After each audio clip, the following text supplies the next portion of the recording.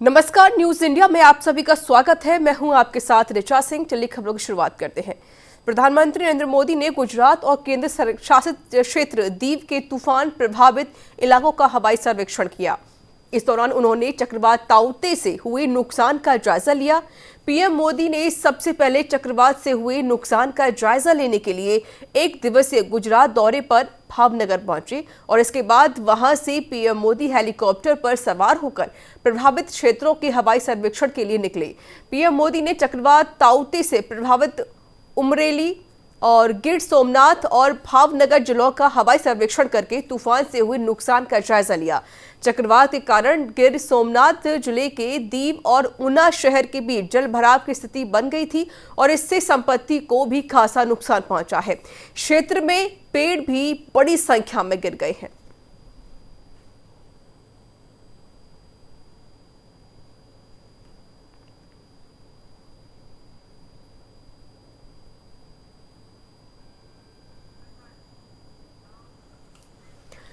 दिल्ली में कांग्रेस के महासचिव रणदीप सुरजेवाला ने प्रेस कॉन्फ्रेंस आयोजित की, जहां पर प्रेस वार्ता में उन्होंने केंद्र सरकार पर आरोप लगाया कि केंद्र सरकार ने डीएपी खाद की 50 किलोग्राम की बोरी पर 700 रुपये और कुछ अन्य उर्वरकों की कीमतों में वृद्धि कर दी है, जिससे किसानों पर सालाना 20,000 करोड़ रुपए का अतिरिक्त बोझ पड़ेगा।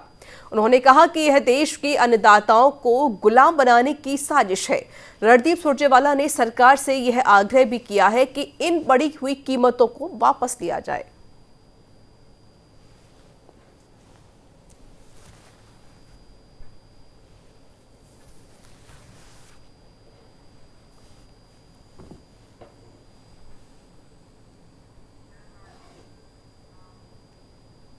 दिल्ली की डिप्टी सीएम मनीष सिसोदिया ने प्रेस वार्ता को संबोधित किया, जहां सिसोदिया ने कहा कि कल मुख्यमंत्री केजरीवाल ने कहा था कि सिंगापुर में बच्चों के ऊपर खतरा बढ़ रहा है, इसलिए हमें भी सतर्क रहने की जरूरत है। कई न्यूज चैनल में यह बात आई थी कि साथ ही सिंगापुर के शिक्षा मंत्री ने भी यह बयान दिया था कि बच्चों पर खतरा बढ़ रहा है। वहीं सिसोदिया ने आगे बोला कि अब इस मामले में देखें तो आज भाजपा ने इस पर बहुत घटिया राजनीति की है। मोटे तौर पर देखें तो केजरीवाल ने सिंगापुर में जो स्ट्रेन है उस पर बोला और दूसरा बच्चों के बारे में बोला, लेकिन आज भाजपा की ओर से केंद्र सरकार की जिस तरह की प्रतिक्रिया सामने आई है उससे साफ है कि केजरीवाल जी की जो तो बच्चों की चिंता है, तो वहीं केंद्र सरकार और भाजपा को सिंगापुर की चिंता है। वहीं सिसोदिया ने कहा कि इससे पहले लंदन में स्ट्रेन आया था, तब भारत सरकार की लापरवाही की वजह से हजारों लोगों की जान चली गई और आज दुनिया भर में डॉक्टर चेतावनी दे रहे हैं कि बच्चों पर खतरा है, लेकिन समझने की बजाय, अलर्ट होने की बजाय सिंगापुर को मुद्दा बनाया जा रहा है।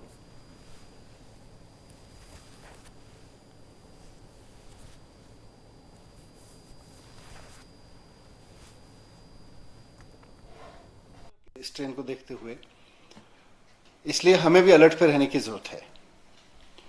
कई न्यूज चैनल्स में भी ये बात आई थी। साथ साथ सिंगापुर के एजुकेशन मिनिस्टर ने भी ये वहां बयान दिया था कि बच्चों पे खतरा पड़ रहा है। अब अगर मोटे तौर पे देखें, आज भारतीय जनता पार्टी ने उस पर बहुत घटिया राजनीति शुरू की है।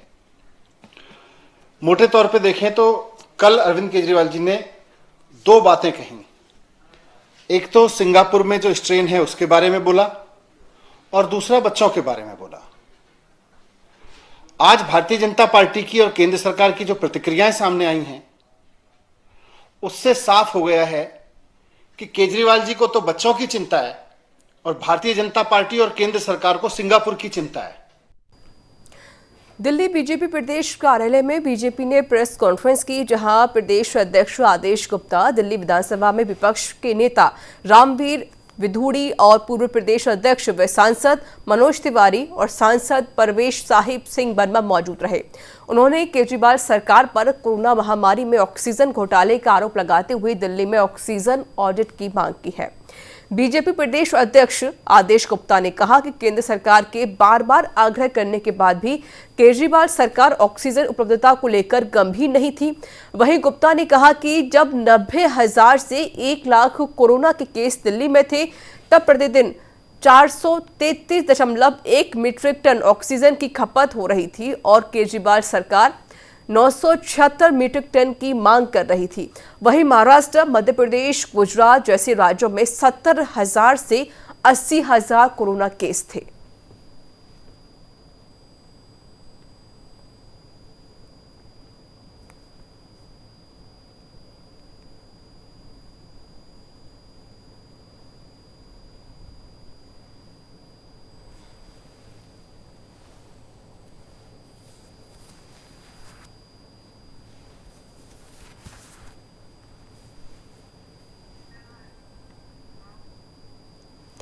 कांग्रेस पर टूलकिट के जरिए केंद्र को घेरने का आरोप लगाने के एक दिन बाद बीजेपी राष्ट्रीय प्रवक्ता संबित पात्रा ने आज एक नया खुलासा किया है। पात्रा ने कहा कि सौम्या वर्मा ने कांग्रेस के लिए टूलकिट बनाई है और इसको साबित करने के लिए कई सबूत हैं। संबित पात्रा ने कहा कि सौम्या वर्मा प्रोफेसर राजीव गौड़ा की रिसर्च टीम के साथ कनेक्टेड है। सौम्या वर्मा की राहुल गांधी, सोनिया गांधी और प्रोफेसर गौड़ा के साथ तस्वीर भी सबके सामने है। पात्रा ने कहा ये वही टूलकिट मैनेजर्स का गैंग है जिन्होंने देश को अपमानित करने, सेंट्रल वेस्ट प्रोजेक्ट पर भ्रम फैलाने, वेंटिलेटर्स को लेकर झूठ फैलाने, पीएम की छवि को खराब करने का काम किया है। यही गैंग इस टूलकिट का निर्माता है।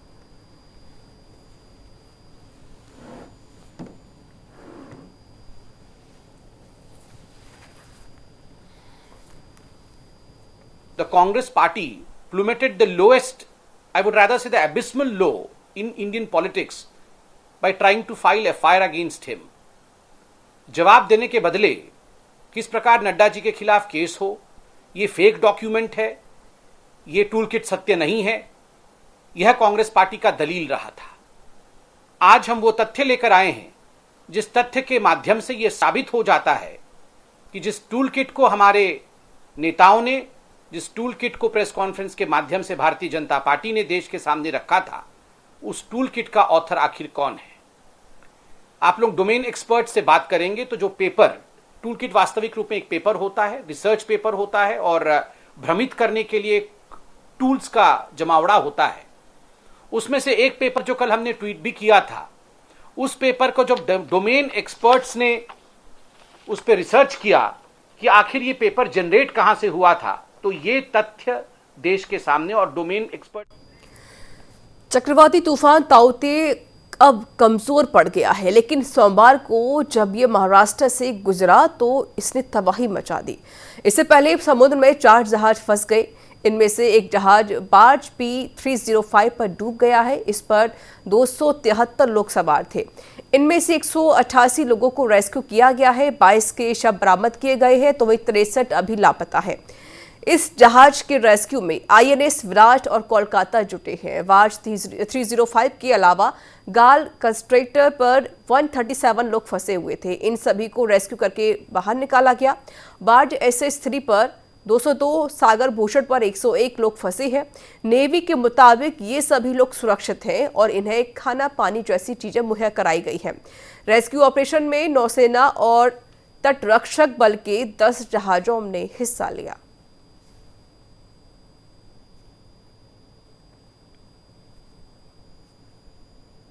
मिशंस जो होते हैं वो हमेशा चैलेंजिंग हो सकते हैं, बट हमारा काम है at Western Naval Command to make sure कि हम कंटिजेंसी के लिए प्रिपेयर करें और उसको सुचारू रूप से चालू करें।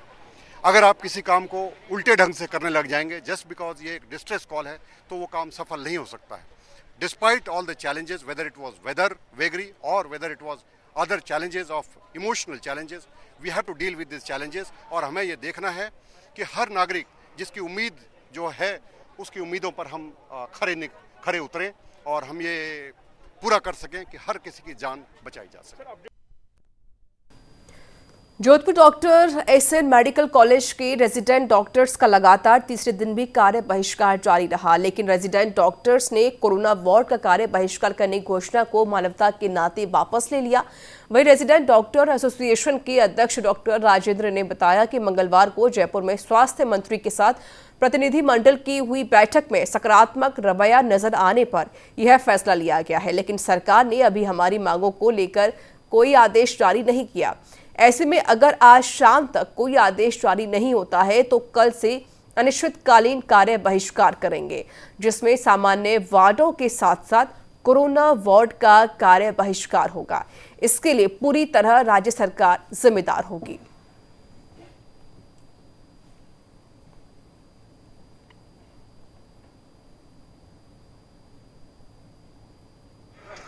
आज का हमारा 2 घंटे का कार्य बहिष्कार था। उसमें Covid, non Covid, emergency, trauma सभी सेवाएं हमारी बाधित करने का था और ये बहिष्कार का था। लेकिन कल हमारी मीटिंग हुई जयपुर में हमारे स्टेट कोऑर्डिनेटर से, तो उसमें उनका रवैया सकारात्मक रहा, लेकिन उन्होंने कोई आदेश नहीं निकाला। रवैये से कुछ होता नहीं है, क्योंकि सरकार तो एक बार ये मूवमेंट है वो ख़त्म करना चाहती है। ये मूवमेंट ख़त्म हो जाए सरकार, ऐसे हम ये चाहते हैं कि आदेश कर दे। और आपको डिमांड सबको पता ही है कि मांगे हमारी कोई ऐसे नहीं है कि माने नहीं जा सकती, सब जेन्युइन डिमांडें हैं कि एग्ज़ाम करवा दो। हम कह रहे हैं करवा दो। हमारा 3 साल का टर्न ओवर हो गया, ख़त्म हो गया, तो जिनको जहाँ जिस पोस्ट पे आप रखना चाहते हो, जिसको एमओ बनाना चाहते हो एमओ बना दो, जिसको एसआरशिप देनी है एसआरशिप दे दो। लेकिन सरकार इस पर अभी तक स्पष्ट नहीं किया। जोधपुर में ताउते तूफान के चलते रात भर से बारिश के चलते उम्मेद भंवर के सामने एक कॉलोनी में 300 मीटर की केबल जलकर राख हो गई और अंडरग्राउंड लाइन की डीपी बॉक्स भी जल गई। ऐसे में सर्किट हाउस रोड पर बड़ा हादसा होते होते टल गया। इस दौरान सर्विस लाइन से पटाखे छूटने लगे, जिससे आसपास के लोगों में दहशत का माहौल हो गया, जिसकी आनंद फानन में लोगों के डिस्कॉम को सर्विस लाइन जलने की सूचना दी गई, जिसके बाद विद्युत लाइन बंद कर दी गई।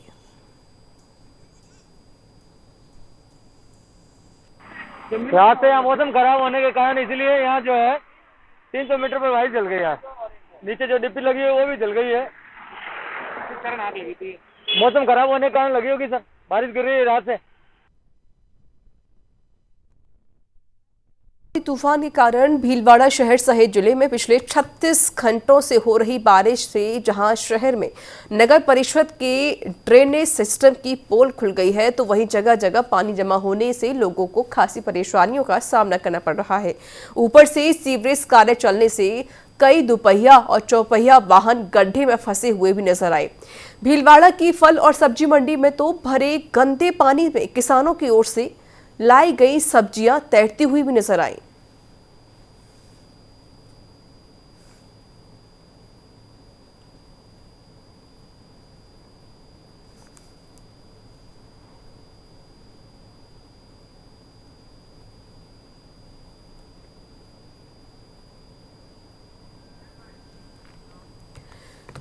डूंगरपुर शहर में पुलिस की बड़ी लापरवाही सामने आई है। एक पुलिस मित्र अशोक चिन्ह की टोपी लगाकर अपनी थाक जमा रहा था। आपको बता दें कि डूंगरपुर शहर में एक पुलिस मित्र द्वारा अशोक चिन्ह की टोपी लगाकर ताउते तूफान को लेकर लोगों को सतर्क रहने की अपील करता हुआ एक वीडियो वायरल हो रहा है, जो सवालिया निशान खड़ा कर रहा है, जिसको लेकर न्यूज इंडिया की टीम जांच पड़ताल के लिए पुलिस मित्र के पास पहुंची, जहां पुलिस मित्र से बातचीत में सामने आया कि जिले के तत्कालीन एसपी रावत ने पुलिस मित्र को कोरोना काल में अच्छे कार्य के लिए नवाजते हुए यह अशोक चिन्ह चक्र का चिन्ह टोपी पर लगाने दिया गया था। लेकिन इधर मामले में लेकर पुलिस प्रशासन बेखबर बना हुआ है। ऐसे में तत्कालीन एसपी रावत की काबिलियत पर सवाल खड़े हो गए हैं। वहीं वर्तमान जिला एसपी से बात करने पर तुरंत उन्होंने अशोक चिन्ह को टोपी नहीं लगाने के निर्देश दिए।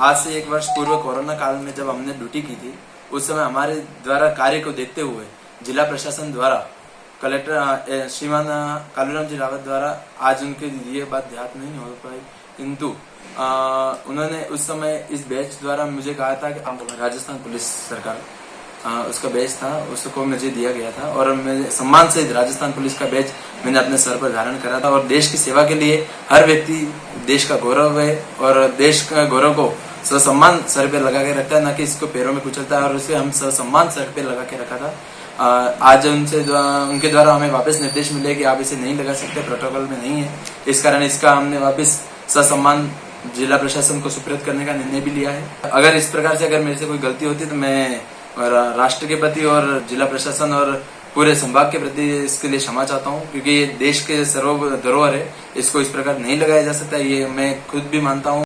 जैसा कि आप सभी को विदित है, ताउते तूफान जो कि बहुत तेज़ी से हमारे राजस्थान की तरफ बढ़ रहा है। यह जल्द ही हमारे डूंगरपुर की तरफ भी आएगा। इसलिए मैं पूरे शहरवासियों से और राजस्थान प्रदेशवासियों से यह अपील करता हूँ कि आप अनावश्यक रूप से घर से बाहर न निकलें। किसी भी कारणवश अपने परिवार को या अपने बच्चों को या बड़े बुजुर्गों को बाहर न निकलने दें। राजस्थान प्रशासन पूरी सतर्कता के साथ डटा हुआ है। जिला प्रशासन एवं नगर परिषद ने भी पूरी तैयारी कर ली गई है।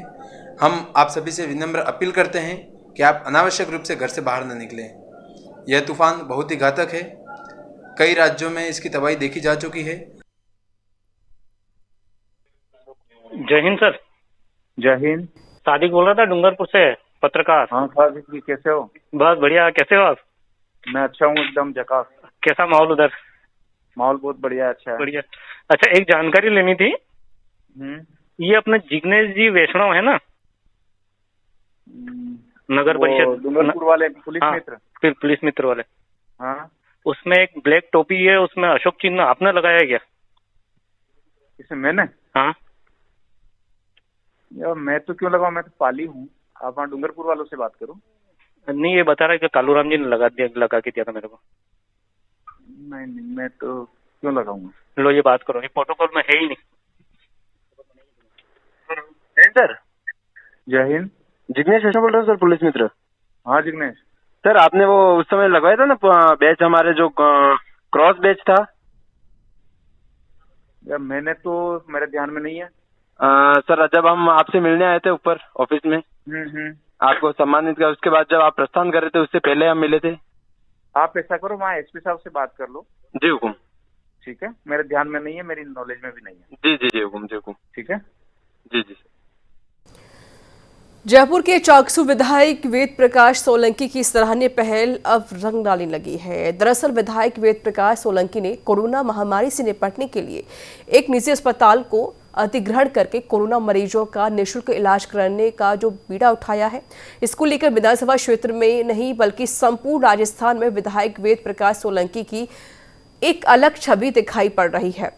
इस दौरान विधायक वेद प्रकाश सोलंकी के साथ चिकित्सकों की टीम ने सावरिया अस्पताल की व्यवस्थाओं का जायजा लिया और मरीजों का उपचार करने सहित आवश्यक दिशा निर्देश भी दिए। इस अवसर पर विधायक वेद प्रकाश सोलंकी ने सावरिया अस्पताल के अधीक्षक डॉक्टर आर सावरिया सहित अन्य चिकित्सकों को चिकित्सकीय उपकरण उपलब्ध करवाने के लिए धन्यवाद देते हुए उनका आभार प्रकट किया।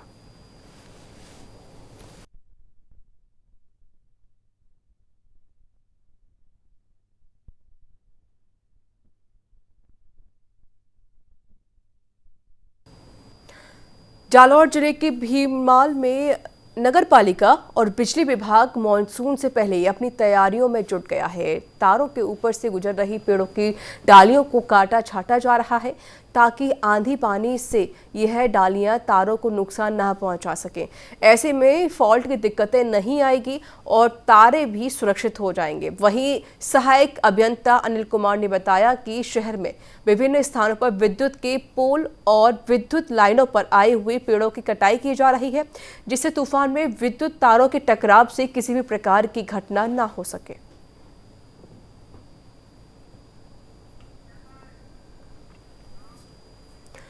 भीलवाड़ा नगर परिषद सभापति राकेश पाठक ने शहर के रोडवेज बस स्टैंड और सब्जी मंडी में बने शौचालय का औचक निरीक्षण किया। इस दौरान दोनों जगहों पर शौचालय बंद होने पर उन्होंने ठेकेदार के खिलाफ नोटिस जारी करने के अधिकारियों को निर्देश दिए। इसके बाद पाठक ने उपनगर सांगानेर में नाड़ी का भी निरीक्षण किया। निरीक्षण के दौरान अधिशासी अभियंता अखीराम भी उनके साथ मौजूद रहे।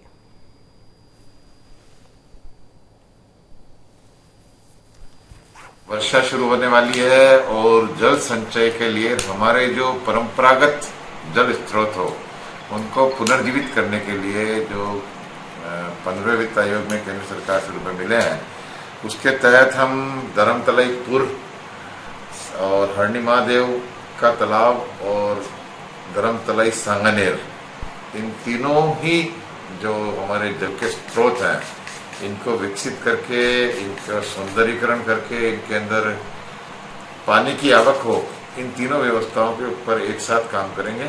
वर्षा शुरू होने वाली है और जल संचय के लिए हमारे जो परंपरागत जल स्रोत हो। बड़े मुद्दों पर अपनी मीम्स और अन्य सोशल दायित्व के जरिए लोगों को जागरूक करने वाली राजस्थान पुलिस ने कोरोना महामारी के नियम तोड़ने वालों के लिए एक शब्द निकाला है।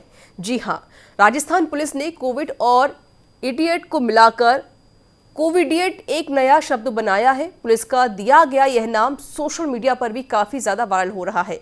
वहीं बॉलीवुड के सुपर स्टार्स भी इस पर ट्वीट करके अपनी भावनाएं पोस्ट कर रहे हैं। दरअसल राजस्थान पुलिस ने कई मीम बनाए हैं और इसे अपने आधिकारिक पेज से वायरल भी कर दिया है। जिसमें एक मीम में शाहरुख खान का सिग्नेचर पोज दिखाया गया है और वह दोनों हाथ फैलाकर सोशल डिस्टेंसिंग के बारे में समझा रहे हैं।